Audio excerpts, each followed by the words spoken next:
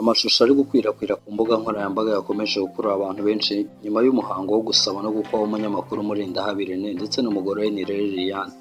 Muri aya mashusho hagaragara umwanya w'umwihariko aho imfura ya Mulindahabi René nayo yahawe impano.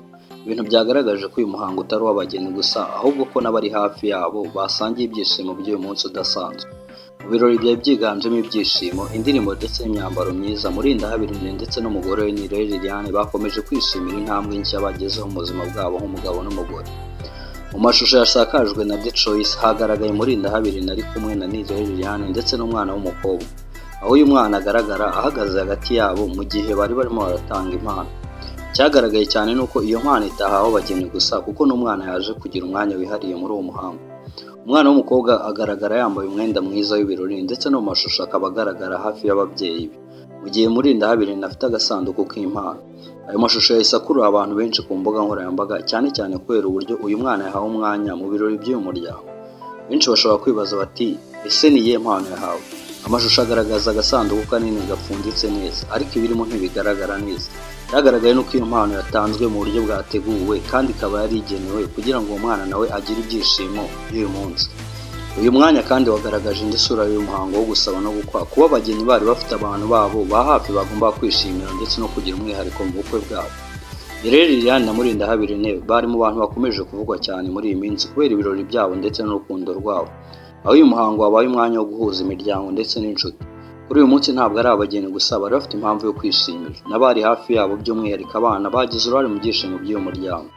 Kugeza ubu aya mashusho y'umwana akomeje gukwirakwira ku mbuga nkoranyambaga, abantu benshi bagaragaza ko bishimiye kubona imfura ya Mulindahabi René nawe ahabwa impano muri uyu muhango ukomeye. Ikindi cyashimishije abantu benshi ni uburyo umwana yagaragaraga afite akanyamuneza ari kumwe n'ababyeyi be mu birori by'uyu muryango. Ese wabona iyi mpano yari ikwiye guhabwa imfura ya Mulindahabi René?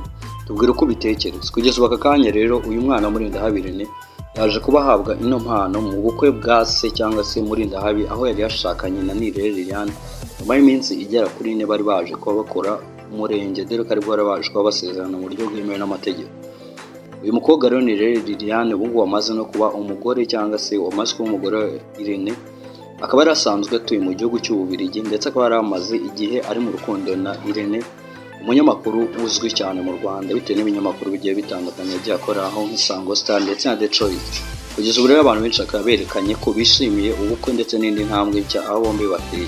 Ni intambwe idasanzwe ndetse n'icyemezo bombi baba biyemeje nko gufata umwanya wo kwinjira mu bundi buzima nk'umugabo n'umugore bitandukanye n'ubuzima babagamo. Ibyamamare bigiye bitandukanye, abasitari batandukanye, abantu b'ingeri zose ni bamwe mu bantu baje kuba bifatanya nabo ndetse n'umuryango wabo muri bino bihe bidasanzwe by'ubukwe bwabo n'ibyishimo. Ibirori byabo bikaba byabereye ku Ntare Arena iherereye i Rusoro mu karere ka Gasabo, byitabiriwe n'abatari bakeya baje kunezerwa bombi.